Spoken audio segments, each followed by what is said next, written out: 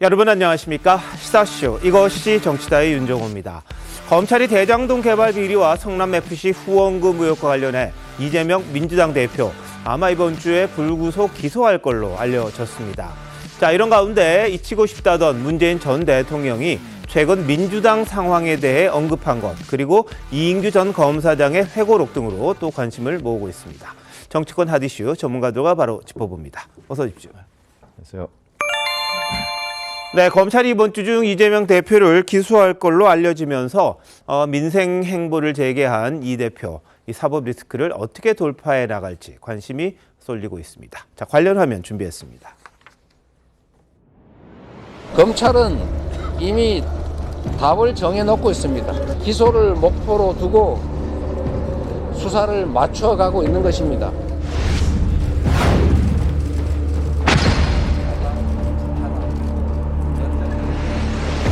이재명 대표에 대한 체포 동의안이 부결되었는데 검찰에서는 저희 할 일에 대해서 담담하게 저희들을 할 일만 하도록 하겠습니다.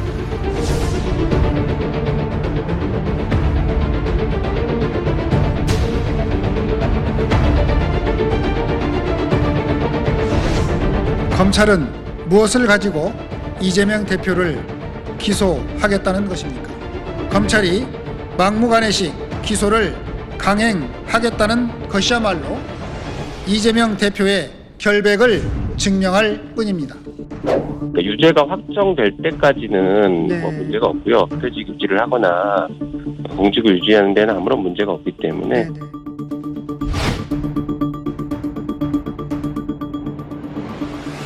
지금 당장 대표직에서 물러나서 본인의 그 사법적 의혹을 무고함을 밝히는 데 집중하고 총선 때는 뒤로 비껴 있어야 된다.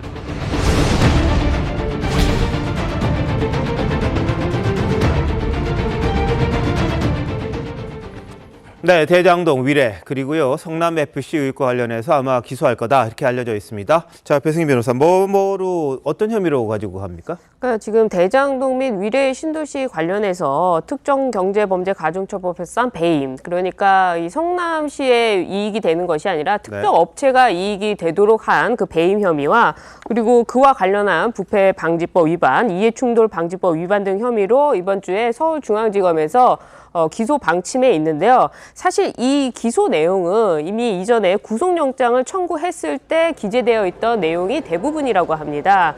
그런데 이 수사팀을 더 보강을 해서 굉장히 좀 빠른 속도로 추가 수사를 했고, 그 뒤에 이제 한 달여 만에 이 기소 방침을 말을 했는데요. 제가 생각할 때는 구속영장 청구 당시에 이미 검찰 측에서는 상당한 자신감이 있었을 것이다. 왜냐하면 보통 통상의 어떤 기초의원을 폄하하는 것이 아니지만은 뭐 구청장을 예를 들어 구속영장을 청구한다라고 한다면 이미 검찰에서는 그와 관련해서 상당히 객관적인 증거를 가지고 그 자신감 있게 영장을 청구하는 겁니다. 하물며 지금 이재명 대표는 제1야당의 대표이기 때문에 검찰로서는 상당히 그 수사 준비를 했을 것이고, 또 구속영장 청구 당시에 이미 이재명 대표가 검찰에 출석해서 모든 사실을 부인한 상황에서도 구속영장을 청구하는 것은 이재명 대표의 그 진술이 없어도 충분히 기소할 만큼 증거가 확보돼 있다, 이런 그 자신감의 발로였기 때문에 이번 기소 공소장에서도 그런 부분들이 충분히 나온 게 아닐까. 그래서 한 달여 만에 기소한 게 아닌가 생각이 듭니다. 자, 이 대표는 민생 행보 재개하면서 정치적으로 대응하고 있습니다. 그런데 앞서 이 대표가 답정 기소 이런 말을 했었죠. 보시죠. 검찰은 이미 답을 정해놓고 있습니다. 답정 기소입니다. 어차피 답은 정해져서 기소할 것이 명백하고, 또 조사 과정에서도 그런 점들이 많이 느껴졌습니다. 결국 법정에서 진실이 가려질 것입니다. 네, 뭐 기소할 거라고는 다들 예상을 했습니다만, 자, 428억, 그러니까 약정했던 부분이 있다는 그런 의혹, 그 부분은 과연 그럼 공소장에 들어갈 거냐, 거기에 대해서 좀 논란이 좀 있는 것 같습니다. 자, 장인주 변호사 어떻게 보십니까? 일단은 기소가 되고 나서 공소장을 확인해 봐야지 알겠지만요. 일단 지금 언론에 보도되는 바에 따른다면 428억 약정 부분에 관련해서는 이번에도 공소 제기가 안 될 가능성이 높다고 보여지는 것 같습니다. 구속영장 청구가 한 달 전에 됐었는데요. 그때도 428억을 약정했다는 부분은 구속영장 청구에 기재되지 않았었습니다. 당시에도 논란이 많았는데요. 428억 원이라는 것은 천화동인 1호의 지분인 것인데 그 지분이 김만배 씨가 저수지처럼 이재명 대표 측의 것으로 놔뒀다라는 측면에서 굉장히 화제가 되고 또 가장 좀 쟁점이 되는 부분이기도 했습니다. 근데 이 부분이 구속영장 청구에 빠질 때부터도 검찰의 수사가 좀 미진한 거 아니냐라는 우려들이 있었고요. 특히나 428억 약정 의혹과 관련해서는 지금 현재 어떻게 보면 객관적인 물증이 별로 없고 그 유동규 전 본부장이나 남욱 변호사의 어떤 전원, 그러니까 김만배 씨가 그렇게 이야기하는 것을 들었다라고 하는 진술만 있는 것이 아닌가, 이런 의혹들이 있는 것이고요. 특히나 김만배 씨가 지금 진술을 계속 바꾸지 않고 이 428억 원에 대해서는 본인 것이라고 주장하고 있기 때문에 이 부분도 앞으로 공소장에 담길 가능성은 별로 없다라고 봐야 될 것 같습니다. 예. 자, 다만 428억 약정설과 관련해서는요, 불법 정치자금 수수 혐의 이런 것도 같이 얽힐 텐데, 백현동 정자동 사업 특혜 그리고 대북 송금 사건 이런 것과 같이 묶어서 추가로 구속영장을 청구할 수도 있다. 이런 전망도 나오는 것 같습니다. 자, 이재명 대표의 혐의들에 대해서 유동규 전 본부장 주장한 바가 있었는데 한번 보시죠. 보고나 이런 것들은 다 됐다고 생각하시는 건가요? 네, 저는 그렇게 생각합니다. 지시는 떠나서 이 큰 사업에서 이재명 사인 없이는 안 되잖아요. 그렇게 다 이루어진 거고, 그다음에 일사천리로 다 이루어진 거 아닙니까? 그러니까 다른 분들은 아무 책임 없다고 그러는데 김만배도 책임이 없고, 정진상, 김용도 책임 없고, 이재명도 책임 없다 그러면 도대체 책임은 저 혼자가 건지, 이 사업이 그냥 저 혼자 이루어진 건지 정말 이해할 수가 없습니다. 이재명 대표도 곧 기소한다고 하는데 어떻게 생각하세요? 법대로 되겠죠.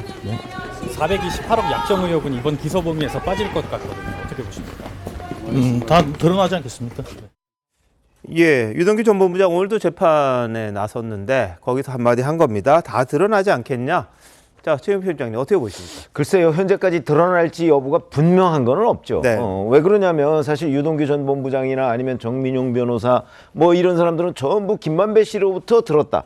그리고 정영학 녹취록에도 보면 그 녹취록 내용의 절반은 그분 건 얘기들이 다 나오거든요. 그렇기 때문에 검찰은 428억 약정 확신을 하고 있죠. 그러나 결정적으로 만약 재판에 가서도 이 428억 부분이 확정될 것이냐 하는 부분에 대한 확신은 아직 좀 덜 가지고 있는 것으로 보이고, 더군다나 지금 김만배 씨가 이걸 털어놓을 것인가 아닐 것인가에 대해 굉장히 지금 아주 중요한 시점에 와 있다고 저는 보거든요. 그래서 검찰은 일단 이재명 대표에 대해서 다른 걸로 기소를 해놓는 거예요. 대장동 배임, 성남FC 이건 보다 더 분명하니까 그런 걸로 기소를 해놓고 이 428억 부분에 관해서 이제 추가로 그 수사에 진전이 있으면 나중에 추가 기소하면 되거든요.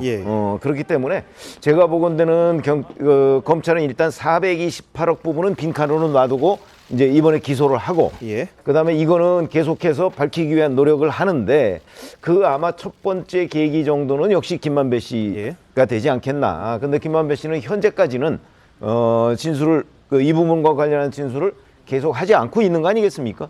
정진상, 김용 이 두 사람이야 물론 지금 얘기를 하지 않고 있고요. 그러니까 아마도 김만배 씨가 가장 그래도 가능성이 높기 때문에 김만배 씨의 남은 재산, 숨겨놓은 재산 이런 거를 찾는데 검찰이 주력하지 않겠는가. 그래서 그걸 다 찾는 시점이나 아니면 김만배 씨의 이 대장동 재판 1심 끝나는 지점 아마 그때쯤에는 김만배 씨가 입을 열지가 1차적으로 판단할 고비가 되지 않겠나 이렇게 법조계에서는 보고 있더라고요. 네, 자 김만배 씨의 말이 굉장히 중요하다고 합니다만 검찰은 다른 증거들도 지금 하나하나 모으고 있다 이런 이야기도 나옵니다. 예를 들면 최근 정민용 변호사로부터 2016년부터 이 유동규 전 본부장, 남욱 변호사 등으로부터 이 천화동인 1호가 이 대표 몫이라는 걸 들었다 이런 진술도 이제 추가로 확보했다고 합니다. 자, 정은경 의원님 보실 때는 어떨까요? 이런 얘기는 이미 오래전부터 나왔거든요. 네네. 전원 증거라 해가지고 특히 정민용 변호사 같은 경우는 천화동인 1호가 이 대표 몫이라는 얘기를 누구한테 들었냐면은 유동규 씨 그리고 남욱 변호사로부터 들었다 그랬습니다. 근데 또 유동규는 이거를 김만배로부터 들었다는데 김만배가 지금 입을 다물고 있는 상황이기 네. 때문에 과연 검찰이 김만배로 하여금 이것을 전부 털어놓았을 때의 이익과 털어놓지 않았을 때의 불이익에 대해서 판단할 수 있도록 어떤 계기를 마련하지 않는 한 김만배 씨는 아마 자기가 털어놓아도 자기한테 별로 득이 될 게 없다고 생각하는 한 입을 다물고 있을 개연성이 아직까지는 높은 것 같습니다. 네. 그렇기 때문에 예. 추가 기소가 되기 위해서는 그리고 지금 이미 공소장에 배임 그리고 이해 충돌 방지 제3자 뇌물로 이제 그 기소를 한다라는 것인데 예. 배임과 관련해서 이것이 정치 자금 수수 약정이라든지 아니면은 뇌물과 관련한 어떤 그러한 그 혐의가 적용될 때 이 배임에 대해서 보다 강력하게 검찰이 주장할 수 있는 거거든요. 그렇기 때문에 검찰이 앞으로 해야 될 과제가 상당히 많다라고 생각됩니다. 네, 민주당은 오늘 검찰의 기소 방침 강하게 반발했습니다. 직접 한번 보시죠. 개발 이익 428억 원을 받기로 약정했다는 의혹과 불법 정치 자금을 받았다는 의혹은 공소 사실에서 제외될 것이라고 합니다. 알맹이 하나 없는 빈 깡통 같은 혐의만으로 기소하겠다니 우습습니다. 이런 삼류 소설 같은 공소장으로 끝끝내 이재명 대표를 기소하겠다니 황당무계합니다. 네, 자 김종욱 교수 어떻게 보셨어요? 뭐 제가 볼 때는 민주당 입장에서 그런 거죠. 맨 처음에 얘기됐던 게 뭐였냐면 배임이었다. 그랬다가 뇌물이었다. 그 다음에 정치자금이었다. 그러더니 아무런 내용도 없이 결론은 지금 남아있는 다시 배임이에요. 근데 그 말씀하신 것처럼 지금까지 가장 큰 문제가 이재명 당대표가 돈 받은 거 아니야? 저수지 만들어 놓은 거 아니야? 이게 가장 큰 비판 아니었습니까? 이 내용에 대해서 검찰이 입증을 못한 거잖아요. 그러니까 428억 문제와 관련해서 마찬가지인데 계속 예를 들면 김만배 씨가 예를 들면 이걸 내용을 얘기할 거냐 말 거냐 전제가 잘못된 거죠. 사실이 없으면 얘기할 내용도 없는 거죠. 제가 볼 때 전제가 지금 잘못됐다는 생각이 드는 것이고 또 하나 배임도 마찬가지인데요. 배임 피해도 지금 검찰이 얘기하는 건 1830억이라고 하는 부분이잖아요. 근데 실제적으로 공공환수했다는 내용은 1830억이 아니라 5,503억이라고 대법원에서 판결을 내린 게 있어요. 그러면 검찰 스스로가 공소하고 있는 배임에 관련된 액수 문제만저도 제가 볼 때 흔들리는 상황이에요. 그럼 배임도 흔들리고 그다음에 428억을 아예 공소장에다 집어넣지도 못했고 이런 상황에서 검찰이 무리하게 기소한 거 아니냐라고 하는 것이 민주당 입장일 수밖에 없고요.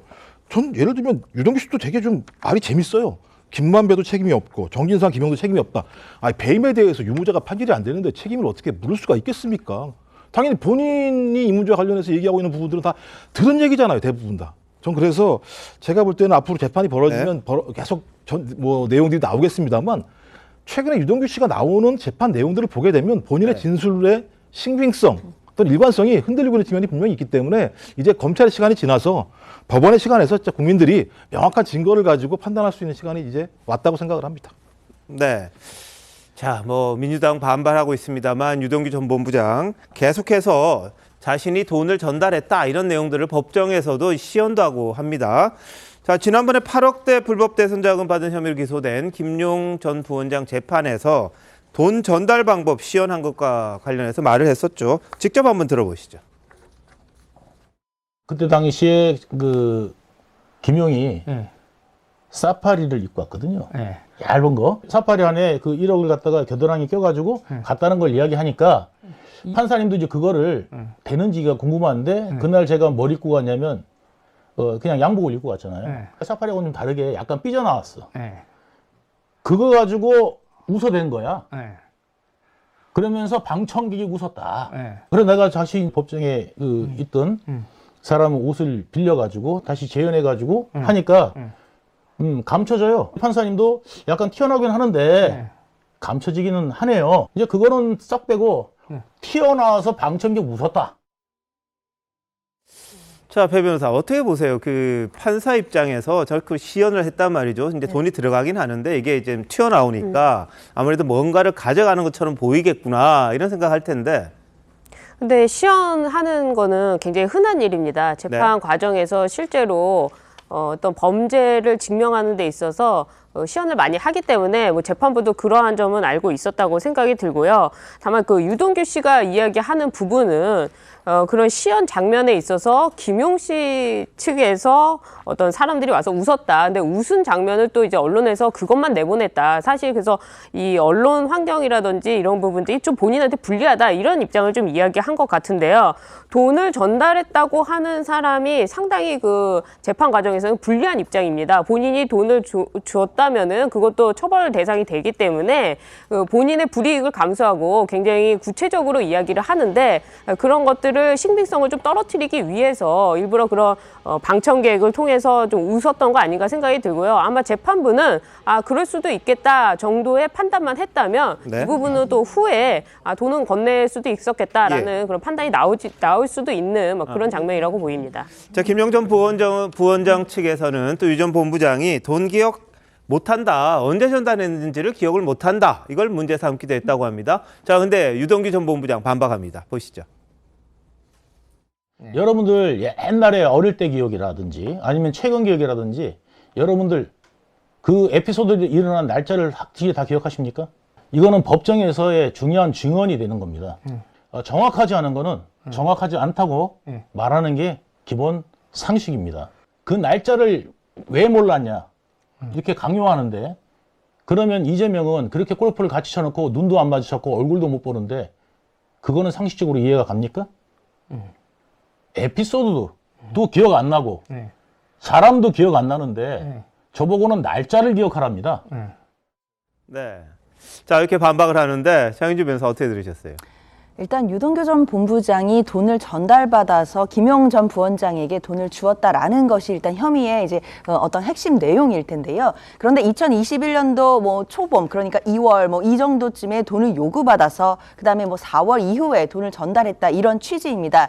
그런데 2021년이라고 한다면 지금으로부터 2년 전에 불과하고요. 재판부에서도 이야기한 것처럼 불과 2년 전이라면 상당히 가까운 시일이고 그리고 유동규 전 본부장이 돈을 전달해 줬다는 장소라든지 그리고 전달하는 방법 같은 것은 지금 재판에 나와서 시연을 할 정도로 자세하게 기억을 하고 있습니다. 그러나 돈을 전달한 날짜만 기억 못한다는 부분에 대해서 재판부도 과연 유동규 전 본부장의 진술을 믿을 수 있을까에 대해서 고민할 것으로 보입니다. 유동규 전 본부장은 뭐 2년 전에 있었던 일, 어떤 에피소드에 대해서 날짜를 기억 못할 수 있었다라고도 얘기를 하지만 물론 그럴 수도 있겠지만 저것은 그냥 단순한 에피소드가 아니죠. 분명히 대선 주자가 될 수 있는 그런 분에게 경선 자금으로 돈을 전달해주는 불법적인 일을 행한 것인데 그 날짜를조차 기억하지 못하고 있다는 것을 재판부가 납득할 수 있을지 좀 의문이고요. 그렇기 때문에 공소사실, 특히 이제 정치자금을 전달했다라는 이 공소사실에는 분명히 일시와 장소도 특정이 돼야 될 텐데 일시 자체가 특정되지 않는 이런 혐의가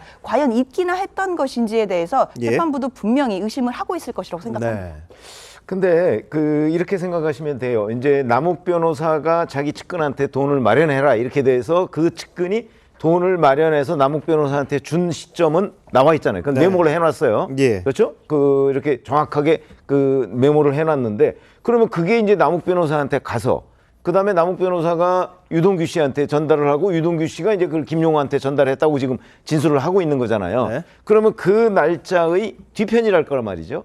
근데 이제 그 날짜만 기억 못할 뿐이지 사실 따지고 보면 뭐 밤 10시쯤이다 뭐 아니면 뭐 공원에서 담배를 같이 피웠다 뭐 이런 장면들은 기억을 한단 말이죠. 그렇게 되면 이제 그걸 보고 결국 판사가 판단을 하지 않겠습니까? 우리가 기억이라는 거는 유동규 씨가 저때 대장동 사업을 뭐 사실상 총괄했기 때문에 굉장히 뭐 주변에서 뭐 1억 몇 천만 원 이건 왔다 갔다 굉장히 많이 했어요.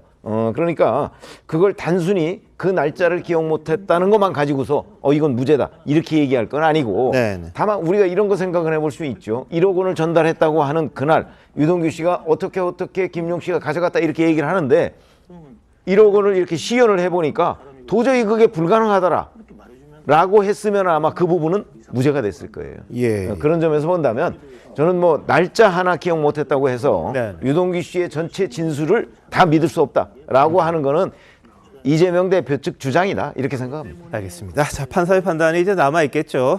자, 그리고 한편 성남시장 재직 때 김문기 전 처장을 몰랐다는 발언, 선거법 위반 기소가 됐습니다. 이재명 대표.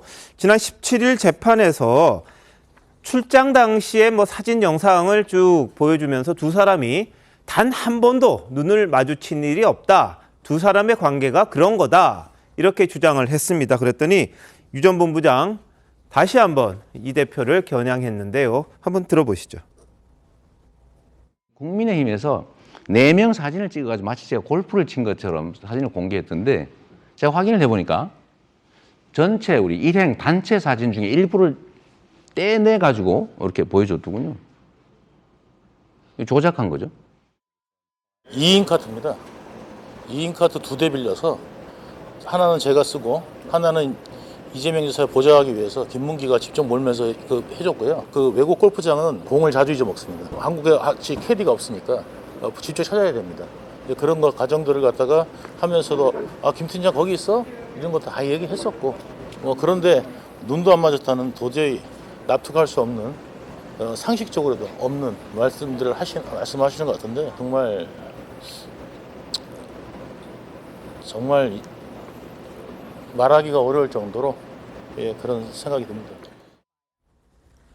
네, 골프장에서 김 팀장 거기 있어 이렇게까지 했다는데 눈을 안 마주쳤다? 말이 되냐? 뭐 이런 취지입니다. 정 의원님 어떻게 보세요? 그 눈도 안 마주쳤다라는 건 이제 변호인들의 주장인 것 같은데 변호인들이 이런 것에 대한 변호를 함에 있어서 조금 노련하지 못하다라는 생각이 듭니다. 그러니까 눈을 안 마주쳤다 사진을 찍으면서 근데 사진 찍으면서 마주보고 찍는 사람이 몇이나 되겠습니까? 그것도 그렇고요.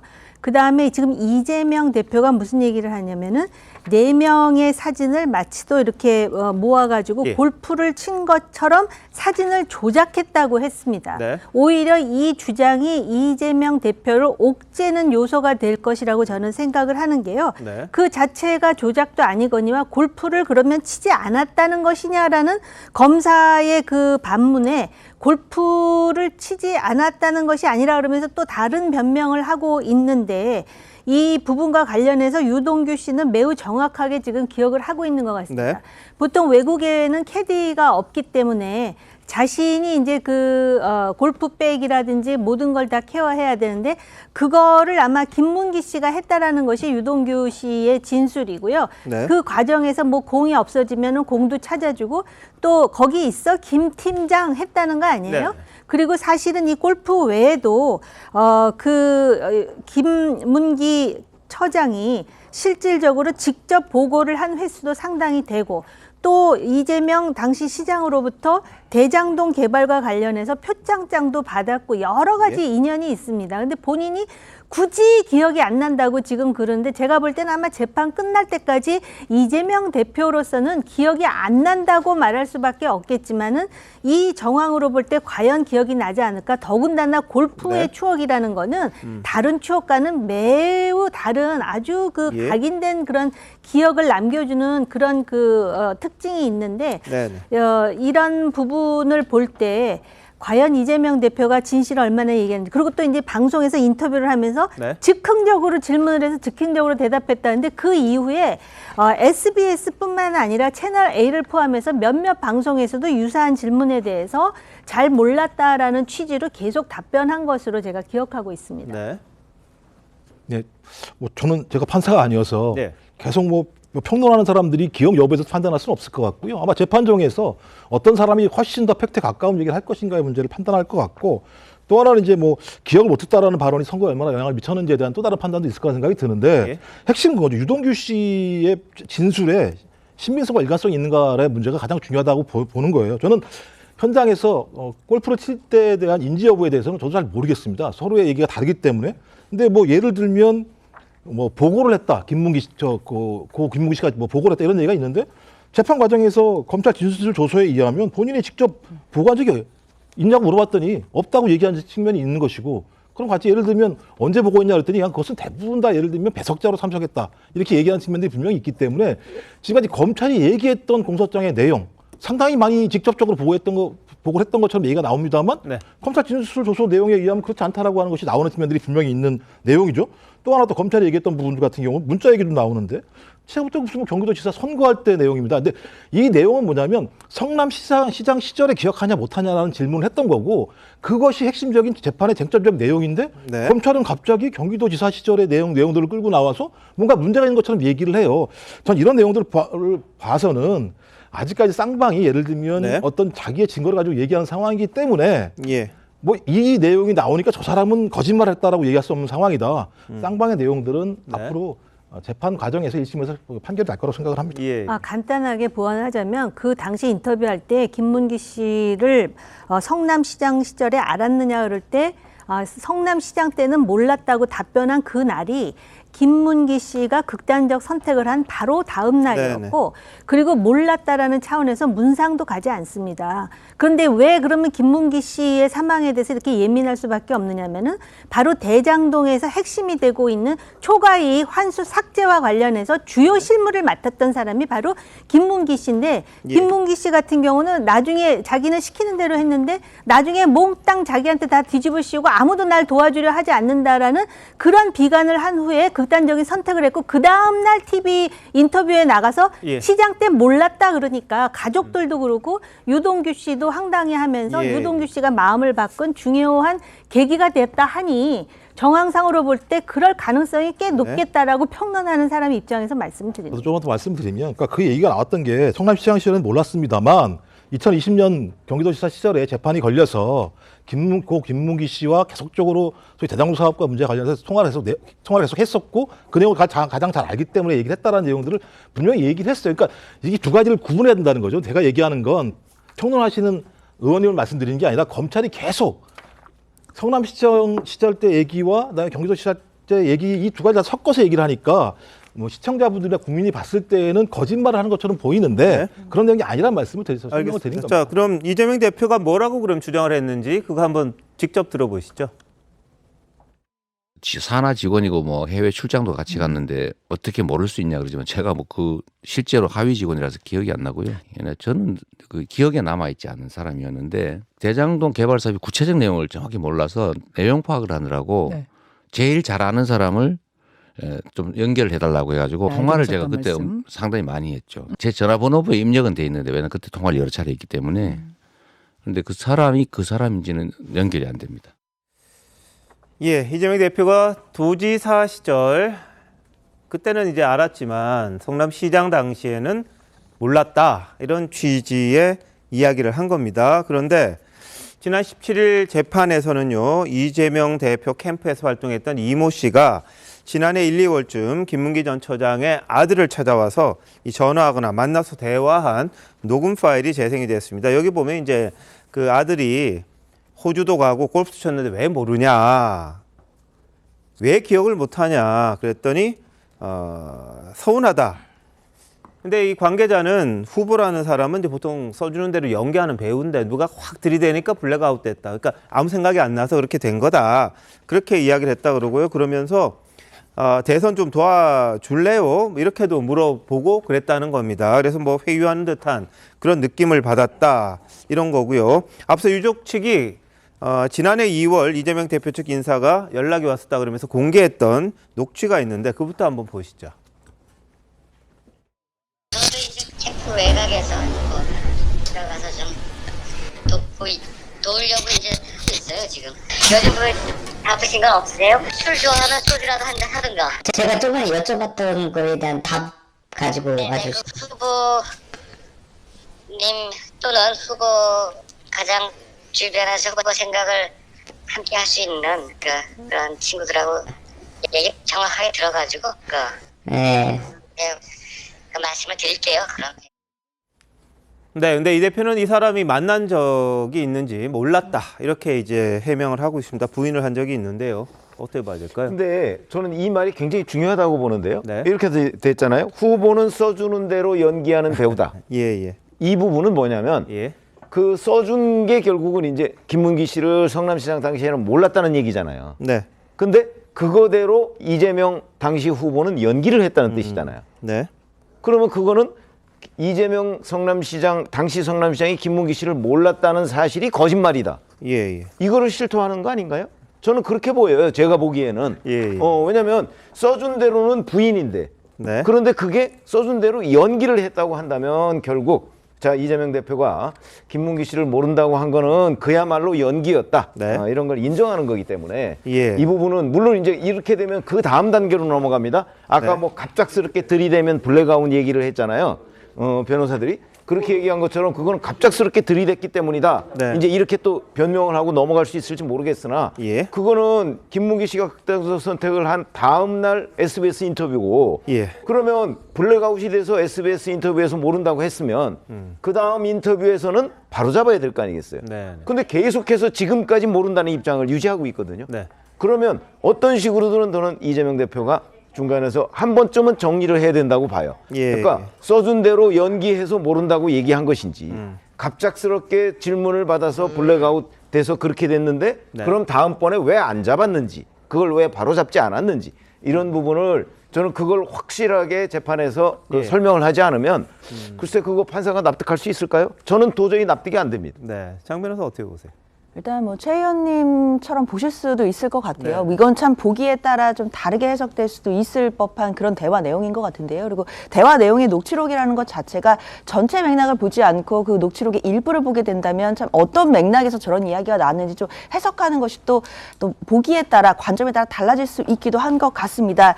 특히 이제 뭐 연기다 이런 얘기도 했지만 누가 확 들이대면 블랙아웃이 된다라는 얘기는 또 그 당시에 기억이 나지 않았다는 것을 또 뒷받침할 수도 있기 때문에요. 네. 일단 지금 공직선거법상 지금 문제되고 있는 혐의는 그 이재명 대표가 성남시장 재직 시절에는 고 김문기 처장은 몰랐고 도지사가 된 후에는 알았다 뭐 이런 취지이기 때문에 예. 이것과는 직접적으로 지금 연관되는 직접 증거로 보기까지는 좀 어려울 네. 것 같고요. 다만 이제 정황과 관련해서는 앞으로 이제 검찰에서 이 통화를 했던 사람을 직접 불러서 뭐 네. 증인신문을 한다든가 예. 이런 과정까지도 생각이 상정할 수 있기 때문에요. 조금 더 진행되는 내용을 보고 판단을 해야 될 것 같습니다. 네. 자, 이런 가운데 민주당 측이 고 김문기 전 처장에게도 뭐 이른바 감시용 변호사를 붙였다. 이런 의혹이 제기가 됐습니다. 유동규 전 본부장이 민주당에서 보내준 변호사가 자신을 위해 일하지 않고 다른 행동들을 했다 그러면서 좀 반발했던 적이 있지 않습니까? 그 이야기 먼저 한번 들어보시죠. 경기도 저기 공무원사 와가지고 위에서 왔다고 했는데 높은 분이 내려보내고 이거 걱정 많이 한다 이렇게 얘기해가지고 나를 케어해 주려고 왔나 이렇게 생각을 했는데 행적들이 전부 다 보면 자기들 방어를 위해서 왔고 그다음에 내가 무슨 말을 하는지 감시하러 왔다는 개념이 자꾸 들더라고요.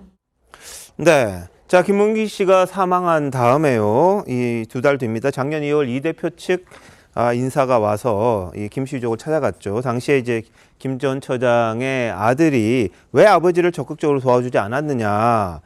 당연히 아버지는 버림받았다고 생각했고 A 모 변호사 이 사람이 아버지가 아니라 유동규 씨를 도와주기 위해서 아버지를 이용한다고 그렇게 보였다. 이런 항의를 했다는 겁니다. 근데 유동규 전 본부장도 본인에게 이제 다른 의미의 다른 뜻을 가진 사람을 변호사로 붙여줬다 이랬는데 김문기 전 처장에게도 그랬던 게 아니냐 이런 주장이 지금 제기가 된 겁니다. 자, 배 변호사 어떻게 보십니까? 그러니까 이 가짜 변호사라고 표현이 돼 있어요. 유동규 씨 표현에 의하면요. 네. 그러니까 감시용 변호사라는 건 결국 자기를 위해서 한 것이 아니다 이런 표현을 한 것 같은데요. 이 감시용 변호사가 유동규 씨한테 갔을 당시에는 이 고 김문기 씨 가족들은 굉장히 오해를 했던 것 같아요. 유동규 씨를 도와주려고 하면서 그 변호사를 우리한테 보낸 거는 결국 우리한테는 책임을 묻겠다는 거구나. 우리가 다 뒤집어 쓰라는 거구나 하는 의미로 받아들였는데 나중에 유동규 씨도 보니까 이 변호사는 나를 위해서 온 것이 아니라 결국에는 감시하고 또 그 내용을 알아서 언론 대응을 하려고 하는 거 아니냐 이런 판단을 했던 것 같습니다. 네. 그러니까 그 변호사의 역할이라는 게 뭐 또 그런 식으로 이제 지금 평가가 되고 있는데 예. 어떻게든 보건 간에 김문기 씨도 그렇고 유동규 씨도 그렇고 결국에는 이재명 대표로부터는 그리고 민주당으로부터는 아무런 도움을 못 받은 상황이 되다 보니까 네. 상당히 그 인간적인 배신감을 느끼면서 유동규 씨 같은 경우에는 이제 본인이 자백하는 수순으로 가게 된 것이다 이렇게 판단이 들고요. 네. 이재명 대표라든지 민주당 측의 그 논리 중에 맞지 않는 부분 중에 하나가 바로 그 고 김문기 씨를 성남시장 때는 모르고 경기도지사 때는 알았다는 건데. 경기도지사 때 알았다면은 그 고 김문기 씨가 사망했을 당시에는 분명히 이 김문기 씨를 알고 있었던 상황 아닙니까? 그 대선 때는 이미 경기도지사를 지나서 왔기 때문에 그 대선 때는 알고 있었다는 건데 알고 있었음에도 불구하고 고 김문기 씨가 사망했을 당시에 그 유족들이 왜 우리를 모른 척하느냐, 조문도 와놓느냐 하는데도 불구하고 조문을 안 간 이런 상황에서 본다면 이재명 대표 측의 이 고 김문기 씨에 대한 그런 발언들은 상당히 좀 앞뒤가 안 맞는 것이다. 그리고 성남시장 재직이라는 것이 8년이라는 기간인데 8년 동안 그 팀장 뭐 5,600명 어떻게 다 아느냐, 하위 직원이니까 몰랐다라고 하지만 그 5,600명 중에 과연 그런 호주까지 가서 골프 친 사람은 몇 명이나 되느냐, 그런 부분에 있어서 이재명 대표가 과연 몰랐을 것인가 하는 부분들에 그 굉장히 그 좀 논리 모순이 있다. 그런 점에서 이 재판 과정을 통해 가지고 이재명 대표의 이런 변명들이 맞는 것인지는 좀 밝혀질 거라고 보입니다. 네. 김종욱 교수님은요? 근데 계속 변명이라고 그러시지 않았으면 좋겠고요. 예를 들면 왜 그러냐? 재판 용어로 변명이라고 하는 거예요. 왜 그러냐면 예를 들면 그런 거죠. 그렇게 말씀하시면 1억 원이라고 하는 거대한 정치 자금을 전달했는데 날짜를 특정하지 못하는 거에 대해서는 그건 실수적으로 기억을 못할 수 있다고 얘기를 하고 그걸 인정해 줄 수 있냐? 그것도 그럴 수 없는 거죠. 전 그래서 이 부분 제가 말씀드립니다만 평론의 문제가 아니라 재판관이 정확한 팩트를 가지고 그것이 기억의 영역에서 맞는 건지 안 맞는 건지 판단하면 되는 거란 말씀을 드리는 것이고, 계속 이 변호사 문제가 나와서 그러는 건데, 예를 들면 유동규 씨가 본인의 심경 변화 중에 중요한 이유가 하나가 예를 들면 이 변호사 문제가 가짜 변호사 같다는 얘기를 했어요. 근데 재판정에서 물어봐요. 왜 2022년 9월 26일 날 신경 변화가 있었습니까? 라고 물어보니까 유동규 씨가 저뿐만 아니라 남욱 김한배도 구속 만료로 석방됐습니다. 이런 얘기를 해요. 근데 이때는 아예 구속 만료가 돼서 석방되지 않았어요. 그 이후인 2022년 11월 18일 날 남욱 씨가 석방이 됐고, 그다음에 11월 24일 날 김한배 씨가 석방이 됐어요. 그러니까 계속 유동규 씨의 발언이라고 하는 것이 그 이전에 검찰에서 나왔던 진술 내용과 그다음에 법원에서 본인이 얘기하는 내용 자체가 계속 진술성이 신빙성과 일관성을 갖고 있지 않기 때문에 지금도 마찬가지입니다. 이런 얘기를 계속 하는 부분과 관련해서 이 말을 믿을 수 있을 것인가의 문제인 것 같아요. 저는 그래서 말씀하신 것처럼 김문기 씨의 유족분들 입장에서야 소위 이 사건과 관련해서 왜 이재명 소위 그 당대표가 저런 발언을 하는지에 대한 분명한 예를 들면 안타까움과 분노는 분명히 있을 거라는 생각이 들어요. 근데 이 문제가 재판의 문제와 서로 오버랩돼서 결합돼서 저런 도의적으로 잘못한 행위를 했으니까 그것이 유죄의 증자라고 얘기하는 건 제가 볼 때는 법원에서 통할 수 없는 내용이기 때문에 이건 좀 분리해서 볼 필요가 있다고 생각합니다. 이재명 대표의 이 여러 가지 쟁점을 하다 보면 우리가 전부 다가 법 전문가가 아님에도 불구하고 다양한 법 기술, 법 논리에 완전히 매몰된다라는 인상을 지울 수가 없어요. 그래서 우리 사회에 법꾸라지라는 말이 생겼나 보다 하고 개인적으로 생각을 하면서 실제로 이 부분을 한번 생각해 봅시다. 유동규 씨가 그 압수수색 들어왔을 때 전화를 해요. 김용하고도 장시간, 그리고 정진상하고도 장시간 하는데 지금 전체적으로 지금 나아가는 상황을 보면은 정말 유동규 씨가 혼자서 그 개탄하듯이 유동규가 저지른 일 같이 지금 몰아가는 그런 형국이거든요. 그런데 왜 그러면 그날 정진상과 김용은 그렇게 길게 얘기하면서 태백산으로 도망가라, 쓰레기 먹고 알아 누워라, 입원해라 이런 소리를 했을까? 그다음에 정말 이게 유동규가 정점에 있는 사건이라면 이재명 대표가 이렇게 관대할 수가 없죠. 아마 화를 내도 정말 완전히 정말 하늘이 그냥 노랗게 될 정도로 화를 내야 되는 상황인데 그렇지 않고요. 그다음에 김문기 씨의 이런 상황을 얘기하다 보니까 누가 생각이 나느냐. 얼마 전에 극단적 선택을 한 비서실장이 유서에 뭐라 그랬습니까?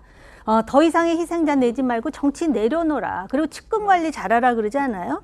이게 다 지금 진실이 더 중요한 건데 우리 스스로가 이 법 논리와 이 그 어떤 그 법의 어떤 그 논리 속에서 그냥 완전히 미로 속에서 헤매는 것 같아서 좀 안타깝다.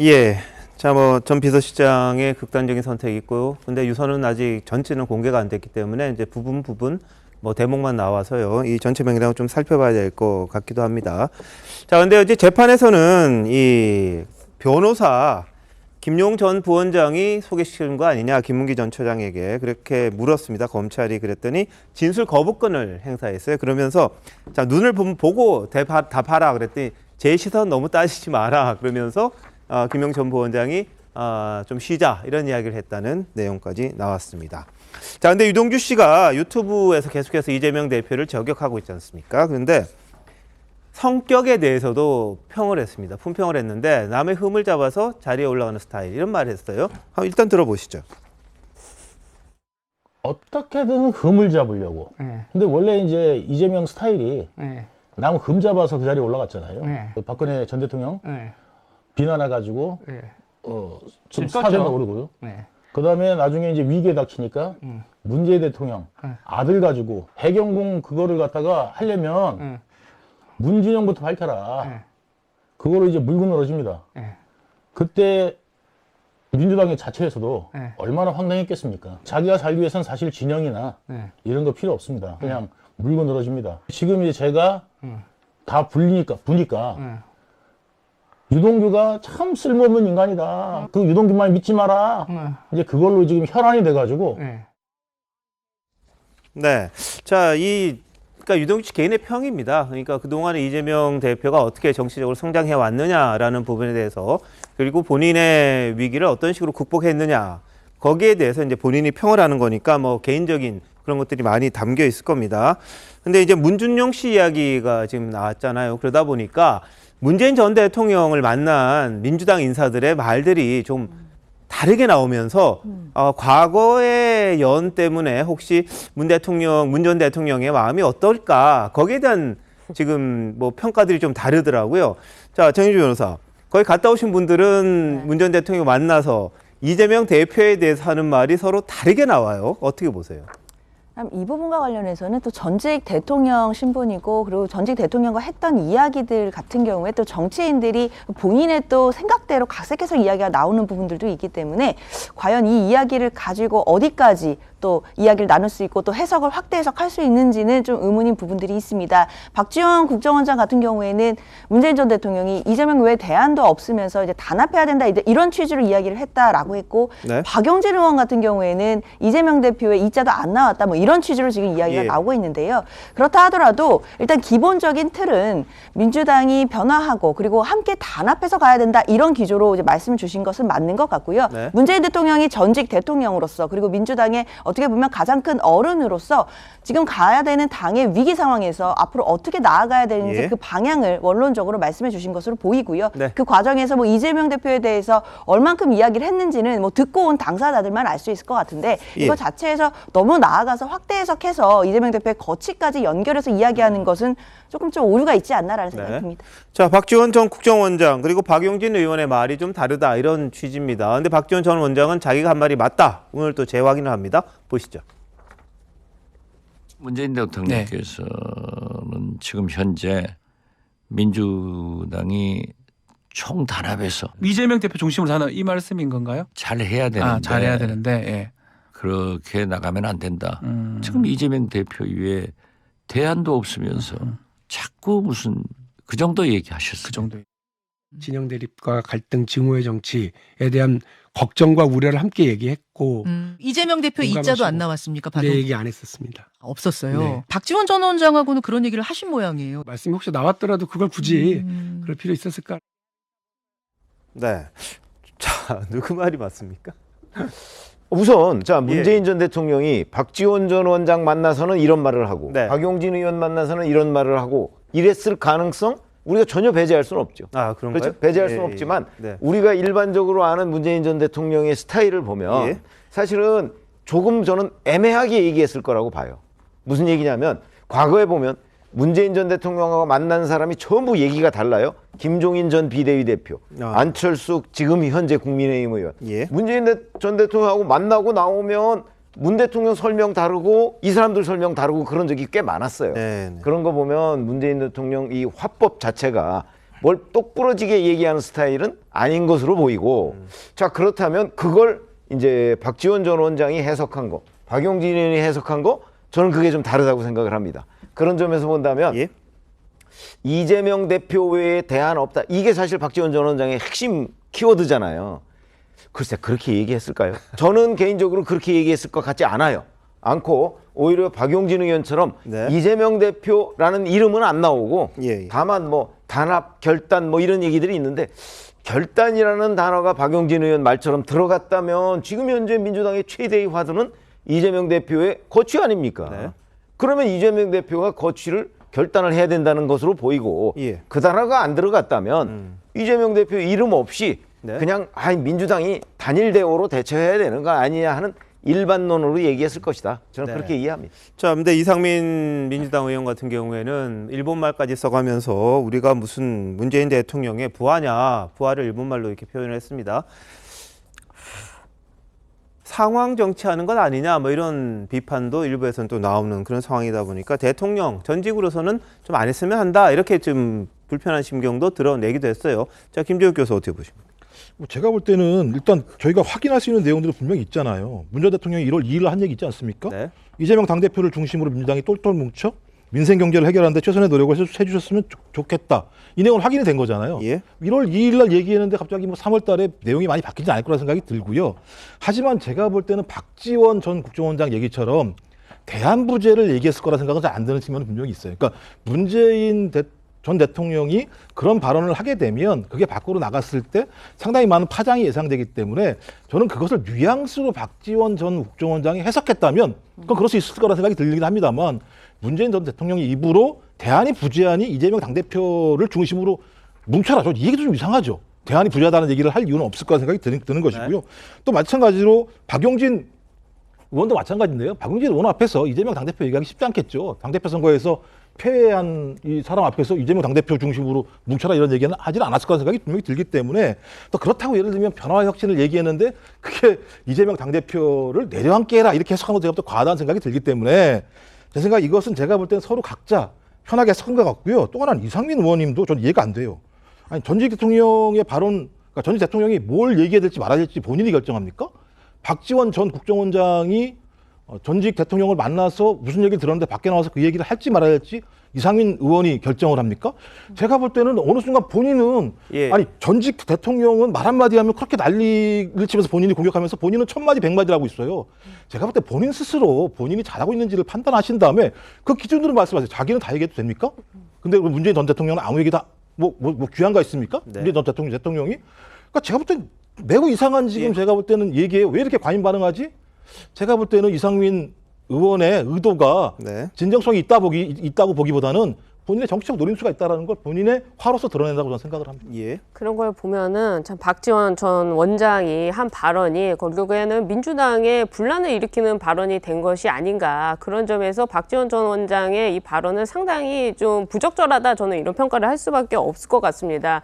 애초에 그 문재인 전 대통령의 발언을 확인할 수 없는 상황에서 본인이 이런 말을 들었다라고 이야기한 부분은 뭐 재판에서도 뭐 전원하지만 재판에서도 그 말을 한 그 본인이 나와서 해야지만이 증명되는 것인데 지금 뭐 정치권에서는 말을 한 뭐 문재인 전 대통령을 찾아가서 이런 얘기 했습니까? 뭐 확인할 수 없는 거 아니겠습니까? 그런 점에서 좀 부적절하다고 생각이 들고요. 그리고 과연 이 박지원 전 원장의 신뢰성, 그러니까 말을 믿을 수 있을 것인가 하는 점은 그 과거에도 그 문제가 됐던 게 DJ 유언 DJ 전 대통령, 그러니까 김대중 전 대통령의 유언을 본인이 들었다라고 하면서 그 발언을 한 부분이 상당히 그 조작 아니었는가 하는 의혹도 있었고요. 과거에 그 전병헌 의원은 이런 표현까지 썼더라고요. 민주당 내에서는 평가가 양치기 소년으로 되어 있다. 뭐 이런 평가를 할 정도로 상당히 그 말에 있어서 뭔가 좀 가공을 하는 거 아니냐 이런 의심이 있는데 이번에 또한 이 복당을 받아준 이재명 대표를 향해 가지고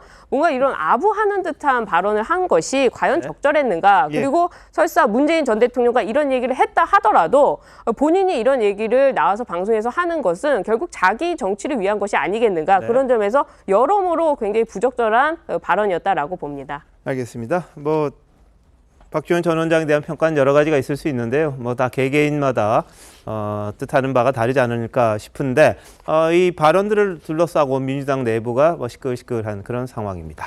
자, 다음 주제입니다. 전 대검 중수부장 출신 이인규 변호사, 고 노무현 전 대통령 수사와 관련된 책을 출간을 했습니다.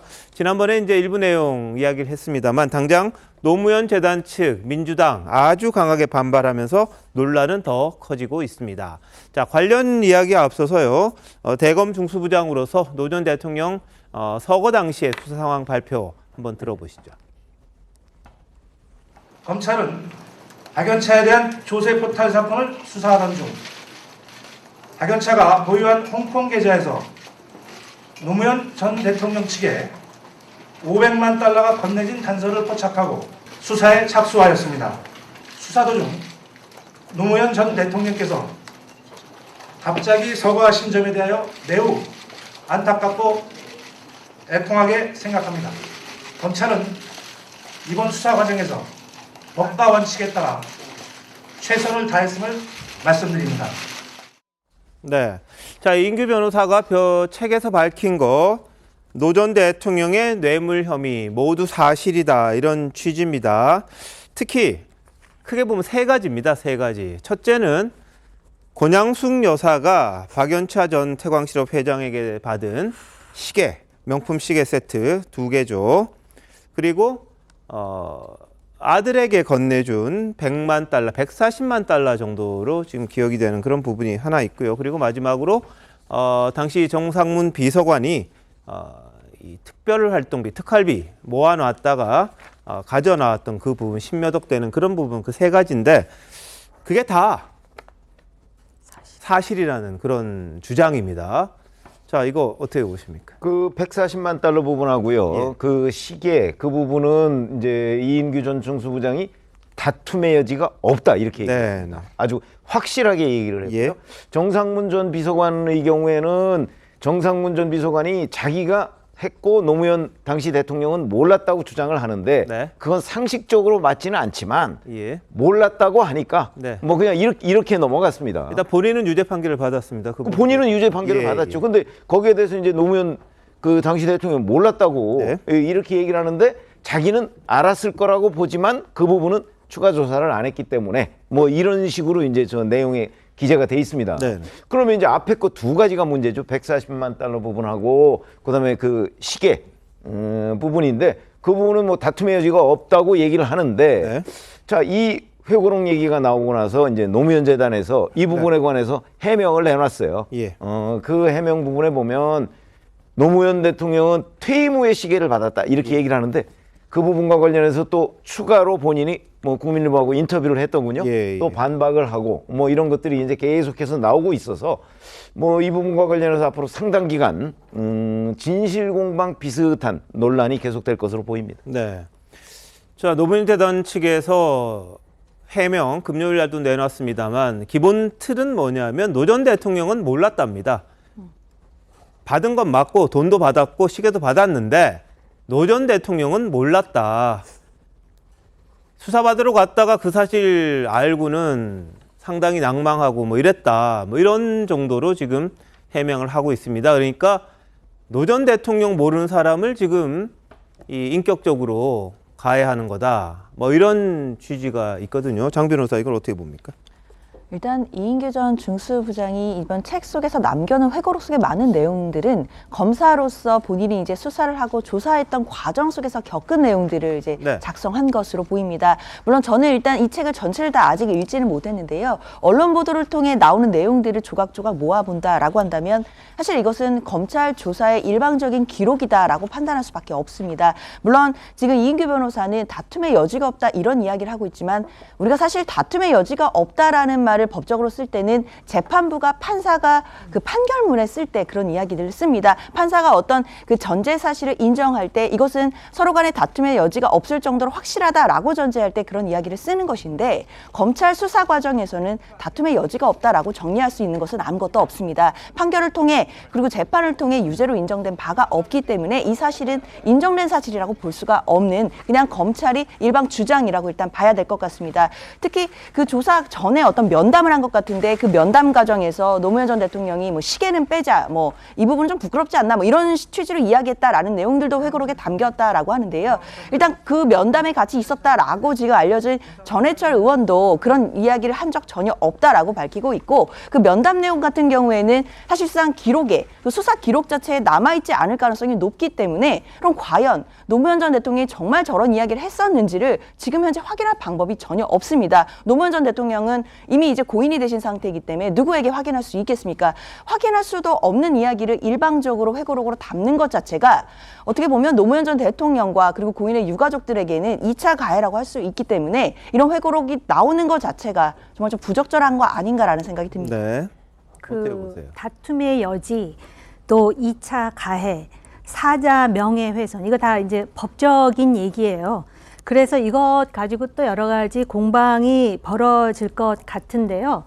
아마 이제 그 진술한 일련의 기록 같은 것은 있기 때문에 네. 이인규 이 사람이 굉장히 이렇게 자신 있게 얘기하는데, 저도 개인적으로 왜 하필 이 시점에서 검사 출신의 이인규 씨가 그동안에 또 해외로 돌면서 침묵을 하다가 왜 지금 이것에 대해서 공개하는가에 대해서는 논란의 여지가 있을 것 같은데요.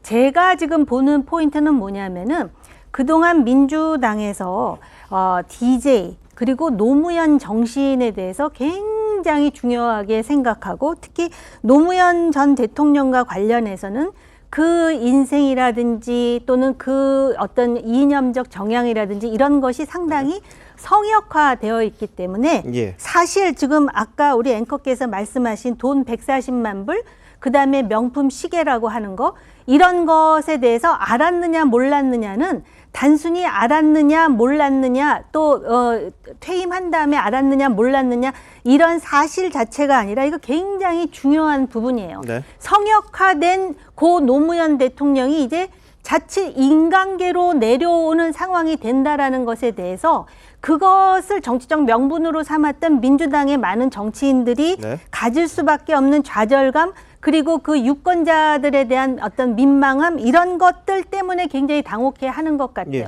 가장 중요한 거는 그러면 또 법적인 논리로 고소 고발을 해야 되는데, 만약에 그런 상황까지 치닫게 되면은 정말 진실이 네. 다 드러날 수가 있어요. 판도라의 상자가 다 열리는 거. 지금 아마 그 노무현 재단이라든지 뭐 오늘도 뭐 유튜브로 뭘 한다 그러는데, 그런 부분에 대한 어떤 딜레마, 그리고 상당히 그 여러 가지 고뇌가 있지 않을까라고 네. 생각하는데요. 예. 문제는 뭐냐면은, 저는 사실 아까도 얘기했지만 다툼의 여지 이런 걸 떠나서 국민들은 말입니다. 국민들은 어찌됐든 진실이 무엇인지 알 권리가 있다라는 그 네. 한마디를 강조하고자 합니다. 알겠습니다. 자, 이른바 P로 시작되는 명품 시계 한 2억 원 된다고 합니다. 2개 세트가.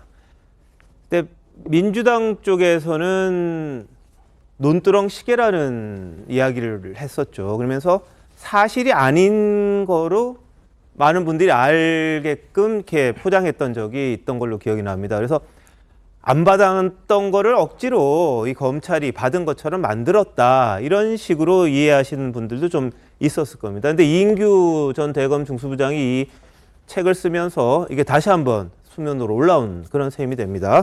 자, 유시민 전 노무현 재단 이사장 뭐라고 했냐면, 노 전 대통령이 모르고 있었다, 이 시계를. 그런데 봉화마을을 압수수색한다, 이런 얘기가 나와서 재산 목록 같은 걸 쭉 한번 만들다가 이 시계를 알았고, 크게 화가 나서 망치로 깨서 버렸다.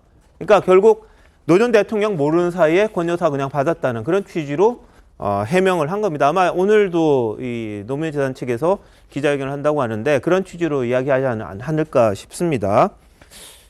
근데 이인규 전 대검 중수부장 입장에서는 이걸 재임 중에 받았고 뭐 고맙다고 인사까지 했다, 뭐 이런 식의 주장을 하는 거고, 돈도 140만 달러, 아들 노건호 씨의 주택자금 명목입니다. 이것도 이 변호사 주장은 권 여사가 노 전 대통령과 공모했다, 이런 주장을 하는 겁니다. 그러니까 노 전 대통령이 다 시계 받고 돈 받은 걸 알았다고 이렇게 주장을 하는 거고, 노무현 재단 측은 받긴 받았지만 노 전 대통령 몰랐다, 이런 취지인 거죠. 자, 김 교수님, 이거 앞으로 어떻게 될 것 같아요? 뭐 명예훼손을 피하려면 법적 소송을 가야 할 텐데 할까요? 제가 볼 때 그건 뭐 좀 상황을 봐야 될 것 같은데요. 예. 정부 여당은 제가 볼 때는 호재를 만난 건 사실인 것 같아요.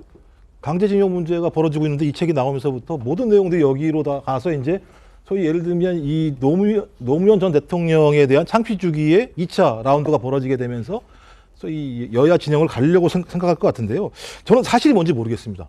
그러니까 노무현 재단에서 얘기하는 것이 사실인지, 네. 이인규 검사가 얘기하는 사실인지 정확히 모르겠습니다만, 전 적어도 검찰의 수사 과정에서 극단적인 선택을 한 전직 대통령의 내용과 관련해서 그것을 수사한 검사가 이렇게 네. 일방적으로 자기의 주장을 내세우는 것이 올바른가의 문제 하나고요.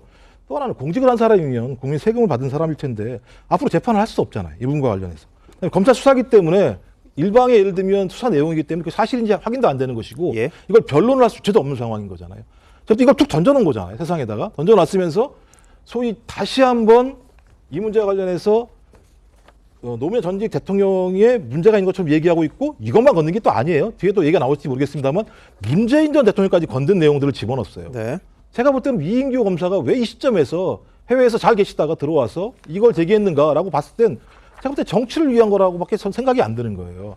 이걸 예를 들면 본인이 무슨 이 진실을 밝혀서 본인한테 얻을 수 있는 이득이 있었다고 얘기한다면 옛날에 얘기했어야 되는 거죠. 왜 지금 네. 와서 이런 얘기를 하겠습니까? 그러면 저도 지금 상황에서 내년 국회의원 선거 관련해서 검사들을 대거 차출할 거라는 얘기가 나오는 상황에서 저것도 일종의 충성 경쟁 아닌가 생각이 들어요.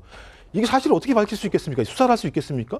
예를 들면 사자 명예훼손을 하는 것도 마찬가지. 노무현 전 대통령에서도 말하기가 되게 어려워요. 왜냐하면 이걸 하게 되면 다시 다 이 사실을 다시 들춰내야 되는 내용이 분명히 그렇죠. 있기 때문에 이 사실은 또 다시 제가 볼 때 창피를 주는 국민적인 논쟁으로 가게 할 수밖에 없는 측면들이 분명히 있다.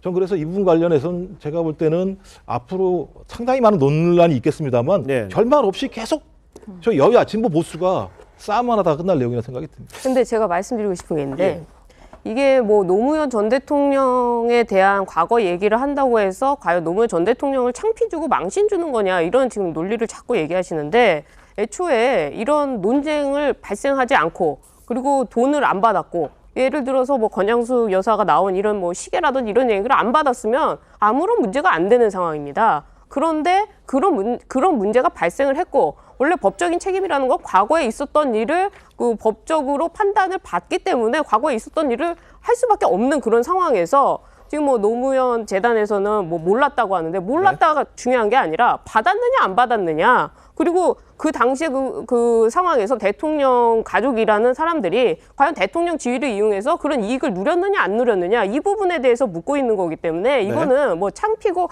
망신이고가 아닌 겁니다. 오히려 돈 받은 것 자체가 망신이라는 거죠. 그래서 지금 요즘 MZ세대들은요. 이런 어떤 수사 과정에서 수사 당사자가 뭐 자신의 그런 것 때문에 극단적인 선택을 했다 하더라도 사실관계는 밝혀야 되는 거 아니냐. 좀 예는 다르지만은 박원순 전 시장에 대해서도 그 피해자가 피해를 호소했는데 그런 선택이 있고 나서 이 피해자는 오히려 더 큰 피해를 입었다는 겁니다. 자신은 오히려 가해자가 된 이런 상황 속에서 어떤 사건의 진실은 공소권 없음으로 묻힌다는 건 더 문제 아니냐. 그래서 지금 제기되는 것이 공소권 없음으로 하는 것이 아니라 계속 수사를 해서 수사의 그 결론을 내려줘야 되는 것이 오히려 맞는 거 아니냐. 이런 그 여론이 있기 때문에 지금 상황에서 몰랐다, 망신이다. 그 전에 이미 대통령의 가족으로서 그런 이득을 취득했느냐. 그 부분에 있어서 창피함을 느껴야 된다는 것이 먼저라는 거죠. 그러시면 권양수 여사 수사하세요. 그러시면 되는 문제잖아요. 제가 수사하는 건 아니죠. 그러니까 제가 그렇게 주장하시면 되는 거죠. 지금 제가 노무현 재단 수사하는 것도 아니라는 거죠. 그 뭐 제3자가 해도 된다고 그러더라고요. 공무상 기밀 누설 같은 경우에는요. 근데 정치검사가 정치공작 산물을 책으로 출판했다. 이게 노무현 재단 측의 입장인데 사자 명예훼손 검토 중이다. 뭐 이런 겁니다. 그러다 보면 이 변호사 같은 경우에는 그럼 영구 보존된 수사 기록 한번 공개해보자. 이렇게 이제 대응하는 그런 상황인데요. 자, 이 변호사의 회고록에는 당시 노 전 대통령의 변호를 맡았던 문재인 전 대통령도 등장을 합니다. 지금 뭐 딱히 말은 없는데 당시에 그 19대 대선 때였습니다. 노무현 전 대통령과 관련돼서 문 전 대통령 뇌물 받은 적 없다 이렇게 공방했던 적이 있거든요. 그걸 한번 보실까요? 거기 수사 기록에 보면 그 당시에 중수부장이 이야기한 거는 노무현 대통령께서 돈을 박연차한테 직접 전화해서 요구를 했다고 되어 있습니다. 이보세요. 제가 그 조사 때 입회했던 변호사입니다. 노무현 대통령이 그 사건에 관련됐다는 아무런 증거를 검찰이 갖고 있지 않았다. 응? 그러면 왜 돌아가셨어요? 그래서 방금 중수부장 뭐 조수에 뭐 이랬다라는 것은 지금 터무니없는 거짓말을 좀 하고 계신 거예요. 거기 내려놨으면 저도 고발하면 되잖아요. 640만 불 그 노무현 대통령 뇌물수수할 때 같이 있으면서 그거 몰랐습니까? 지금 노무현 대통령이 뇌물 받았다고 말씀하신 겁니까? 그렇습니다. 예, 아닙니다. 그리고 그 말씀은 책임지셔야 합니다. 아니 책임지다니 이게 중앙수사부에서 발표한 겁니다. 알았습니까? 몰랐습니까? 사실이 아닌 것으로 확인됐고 아니 또 알았습니까? 몰랐습니다. 몰랐습니다. 자, 근데 이 변호사 같은 경우에는 이렇게 이야기했습니다. 당시 변호인이던 문재인 전 대통령이 노 전 대통령을 방치했다. 그러니까 제대로 변호를 안 했다. 이런 취지로 주장을 합니다. 의견서 한 장 제출한 적 없다. 이런 주장도 거기 담겨 있고요. 그리고 우병우 당시 중수일과장이었다고 합니다. 우병우 검사. 회갑 선물과 똑같은 시계 사진을 노 전 대통령에게 보여줬을 당시를 회상하면서 그랬더니 문재인 변호사, 당시 변호사죠. 뒤에 있다가 시계가 이렇게 생겼군요. 이렇게 말한 게 기억난다. 이런 내용을 또 담아놨어요. 이게 그 상황에서 이런 말이 나올 때가 아닌데 왜 그랬을까? 뭐 이런 취지로 또 이야기를 한 겁니다. 그런데 문 전 대통령이 언론사 인터뷰로 보면 노 전 대통령 서거 직후입니다. 2009년 6월 한겨레와의 인터뷰. 노 전 대통령이 돈 쓰임새를 점차 알게 되면서 매우 괴로워했다. 나중에 아이들 미국집 사기 위한 것임을 알고 더 충격이 컸다. 이런 인터뷰는 했습니다. 어떻게 보셨습니까? 글쎄 저 내용을 보면 이인규 전 중수부장이 쓴 책의 부제가 뭐냐면 누가 노무현을 죽였느냐 네. 뭐 이겁니다. 예.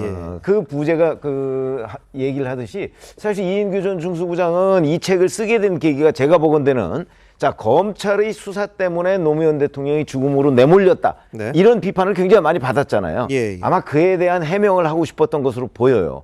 그래서 검찰 책임이라기보다는 당시 문재인 변호사다. 이렇게 이제 아마 책임을 그쪽으로 넘기려고 하는 것으로 보이는데 예. 사실 그거는 약간의 기본적인 사실관계가 있을 것이고 예를 들어서 문재인 변호사가 노무현 당시 피의자를 위한 뭐 변론서 하나 제대로 낸 적이 없다. 이런 건 금방 확인될 거 아니겠습니까? 뭐 그런 정도고 나머지는 판단의 영역이 굉장히 크게 전 작용한다고 봐요. 네. 그러니까 변론이 성실했냐 성실하지 않았느냐 이런 거는 사실 객관적으로 판단하기는 쉽지가 않거든요. 뭐 의견서 5장 냈다고 해서 그러면 성실하게 한 게 되고 뭐 한 장도 안 냈다고 해서 불성실한 건 이렇게 판단할 거는 저는 아니라고 보고 네네. 그 판단의 영역이 아닌 그러니까 사실관계의 영역에서 보면 문재인 변호사의 당시 그 변론 부분이 조금 뭐 좀 굉장히 성의 있는 차원은 아니지 않았나 하는 것들은 저 책 내용을 쭉 보면 네. 많이 알 수가 있습니다. 예. 자, 근데 이 변호사가 이제 회고록에서 이 진보 언론에서도 상당히 노 전 대통령에 대한 공세가 컸고 그 부분도 나중에 결과로서 좀 드러난 이 원인이 아니냐 이런 취지의 또 이야기도 했습니다. 실제로 뭐 한겨레라든지 경향이라든지 그 당시에 노 전 대통령에 대해서 상당한 비판적인 목소리를 냈었고요. 친노라고 불리던 사람들도 스스로를 패족이라고 이야기할 정도로 노 전 대통령 곁을 수사받을 당시에는 많이 떠나 있었던 것도 사실입니다. 자, 그러다 보니까 이 노 전 대통령의 극단적인 선택을 둘러싼 이런저런 이야기들을 모르겠어요. 이 변호사가 이걸 뭐 정리를 하고 싶었던 건지 그건 모르겠습니다만 당시를 지금 또 이렇게 언급하는 게 어떤 의미가 있을까? 좀 여러 가지 생각들이 나게 하는 그런 상황이기도 합니다. 우병우 전 청와대 민정수석 아까 이야기했습니다. 그런데 세간에 노 전 대통령 수사할 때 굉장히 버릇없이 했다. 이렇게 좀 알려져 있었습니다. 그런데 우병우 전 수석이 사실이 아니다. 그렇게 해명한 적이 있었습니다. 대통령님이라고 부르면서 예우를 갖췄다. 이런 주장을 하는데 국회에서 이야기했던 건가요? 한번 들어보시죠. 우병우 증인께 묻겠습니다. 2009년 4월 30일을 기억하십니까? 2009년 4월 30일? 네. 말씀해 주시면. 저 한번 읽어주시겠습니까? 제가요? 네. 노무현 씨, 당신은 더 이상 대통령도 사법고시 선배도 아닌 그저 뇌물수수 혐의자로서 이 자리에 앉아 있는 것이요. 저는 저런 말 한 적 없습니다. 제가 지금 저런 말을 했다고 지금 의원님께서 말씀하시는 것 같은데요. 저런 말 한 적 없습니다. 야, 기록에 나와 있는 것도 그렇게 말씀하시나요? 기록이 아니고 뒤에 입회한 변호인도 계시고요. 네. 그럼 네, 제가 저런 말 한 적 없습니다. 네. 자, 이 변호사는 당시 문 전 대통령도 그런 발언이 없었다고 했는데 민주당 의원들이 허위 발언하고 다닌다. 뭐 이렇게도 지적을 했다고 합니다. 그러면서 이제 논두렁 시계 이야기까지 이어지고 있는데요. 국정원에서 좀 의도적으로 노무현 전 대통령을 망신 주기 위해서 이런 식의 이야기를 했다. 그리고 실제 당시에 이 공영방송이 이와 연관이 돼 있다. 이런 주장도 좀 했습니다. 그래서 SBS에서 이제 국정원과 관련된 거 명예훼손 혐의로 고소당했지만 결국 무혐의 처분받고 그 당시에 약간의 국정원의 손길이 있었다. 이거는 또 인정이 됐던 것 같습니다. 자, 장윤주 변호사, 이 변호사의 이런 책 뭐 공소시효가 다 끝나서 냈다고는 합니다만 이런저런 파장들이 있는데 어떻게 해석해야 되겠습니까? 일단 왜 이 시점에 이 책을 냈는지에 대해서는 또 많은 패널분들께서도 다 의문을 표하시는 건 맞는 것 같습니다. 물론 그 해석은 다 다를 수 있지만 지금과 같이 예민한 시기에 그리고 내년 총선이 1년 앞으로 다가온 이 시기에 이런 예민한 내용 그리고 민감한 내용을 가지고 책을 낸다는 것 자체가 사실 굉장히 정치적인 의도가 있다라고 생각할 수밖에 없는 부분이 있고요. 아까도 말씀드렸지만 검찰 측의 일방적인 어떤 진술 조서들 그리고 그 수사 기록들을 기반으로 해서 만든 내용들이기 때문에 이것은 아직 법적으로 확인된 부분은 아닙니다. 네. 그렇기 때문에 노무현 전 대통령과 그 유족들에 대해서는 분명히 2차 가해 측면은 분명히 있는 것 같고요. 예. 그리고 그 이인규 변호사가 아무래도 그 노무현 전 대통령의 그 안타까운 죽음이 그 검찰의 무리한 수사가 아니라 당시에 뭐 문재인 변호사라든가 진보 언론에서조차 뭔가 비난의 어조로 했었던 부분도 죽음에 책임이 있다 이런 이야기들 하고 싶어 하는 것 같은데요. 네. 이 책 어디에도 그럼에도 검찰의 어떤 수사 과정에서 있었던 그 책임에 대해서는 크게 인정하는 내용이 없는 것 같습니다. 그 검찰의 수사 과정에서 그 노무현 전 대통령이 서거했다는 것도 분명한 사실이기 때문에 그 부분에 대한 돌아봄도 좀 필요할 것 같습니다. 예.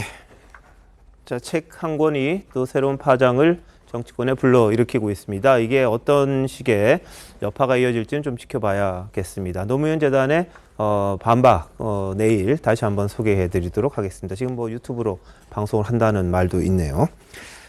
한편 지난 17일 노무현 시민센터에서 열린 조국의 법 고전 산책 이 북콘서트에 딸 조민 씨가 깜짝 등장을 했습니다. 진행자가 조 전 장관의 뭐 MBTI 이런 걸 좀 물어봤다고 그래요. 성격 유형 검사죠. 많은 분들이 하시는. 그랬더니 아버지는 ISTJ다. 청렴 결백한 논리주의자다. 이렇게 답을 했다고 합니다. 자, 조국 전 장관, 딸 조민 씨가 받은 장학금에 대해서 뭐라고 이야기했는지 한번 보시죠. 교수님께 너무 죄송합니다. 애초에 받지 않도록 했어야겠구나. 지금도 후회를 합니다. 그 돈이 필요해서 그 장학금을 꼭 받아서 아둥바둥 그 돈을 챙겨야겠다고 살진 않았습니다. 저에게 뇌물사범의 낙인을 찍기 위해서 기소를 단행했습니다. 기가 막힙니다. 그리고 이런 검찰의 행태에 가슴 깊은 곳에서 분노가 치밉니다. 예, 재판부는 입시제도 공정성이라든지 이런 부분과 관련해서 유죄를 선고를 했습니다. 부인은 지금 징역 4년 선고받고 교도소에 있는 그런 상황이고요. 근데 청렴 결백한 논리주의자? 이게 과연 적절하냐? 뭐 여기에 대해서도 말들이 많은데요. 자, 배 변호사는 어떻게 보셨어요? 뭐 청렴 결백한 논리주의자 이러니까 방금 막 피식피식하는 웃음이 나오기도 했는데요. 그 지금 조국 전 장관의 저런 행보는 상당히 부적절하다 이렇게 평가할 수밖에 없는 것이 재판부에서 징역 2년을 선고하면서 다만 이제 법정 구속을 안 한 상황입니다. 그러니까 일단 1심에서는 유죄가 나온 상황이고요. 다른 일반인 같으면 벌써 법정 구속이 돼서 들어가서 항소심에서 무죄를 다툴 만한 상황입니다. 그런 상황에서 조국 전 장관이 그 콘서트를 하고 거기에 그 입시 비리의 당사자인 그 딸까지 나와서 저런 이야기를 아무렇지도 않게 한다는 것이 국민들이 볼 때는 상당히 불편하다 이런 생각이 든다는 거죠. 물론 뭐 조민 씨가 지금 당장 유죄 판결을 받은 것은 아니기 때문에 뭐 그런 말씀 드리는 것도 조심스럽습니다만 입시 당사자로서 분명히 어떤 혜택을 받은 거 아니냐 하는 거는 국민들이 다 인정하시는 부분이기 때문에 그 아버지의 그런 능력과 그리고 어머니의 그런 능력으로 저런 자리에 가서 이런 상황까지 왔으면 최소한의 반성의 태도를 보여야 되는데 아버지도 그렇고 딸도 그렇고 참 국민들한테는 불편하다 이런 판단밖에 나올 수 없는 것 같습니다. 자, 조 전 장관 북콘서트에서 사상가들의 한계와 인간적 면모를 책에서 다뤘는데 자신도 실수하고 잘못 저지르고 흠도 있고 한계도 있다. 그런데 근래 여러 사건과 관련해 잘못한 게 있다면 반성해야 된다. 여러 차례 사과드렸고 앞으로도 계속 사과드리겠다. 이렇게도 이야기했다고 합니다. 어떻게 보셔요? 네, 뭐 이 부분과 관련해서는 일단 재판부에서 나오는 판결이 있기 때문에 그 판결 부분은 분명히 존중해야 될 것 같습니다. 그곳에서 인정된 유죄 부분과 또 무죄 부분을 나눠서 또 생각해 봐야 될 것 같고요. 뭐 그럼에도 지금 사회적으로 굉장히 또 많은 파장을 또 일으키고 있는 상황이고 그 부분에 대해서는 뭐 조국 전 장관과 그리고 조민 씨에 대해서 또 많은 또 언론의 관심이 있는 것도 분명한 것 같습니다. 그러나 정치적인 행보를 함으로써 뭐 정치적으로 비판받는 것과는 별도로 부녀 간에 또 이야기를 한 것까지 또 우리가 뭐 비판의 영역으로 가져오기는 또 그 부녀 간의 또 지간도 있기 때문에 그런 부분까지는 또 감안할 수 있을 것 같습니다. 예, 알겠습니다. 자, 뭐 보시는 분마다 평가는 좀 다를 것 같은데요. 잠시만요. 대한민국 이슈의 중심, 시사쇼 이것이 정치다. 여기까지입니다. 내일 다시 찾아뵙겠습니다. 고맙습니다.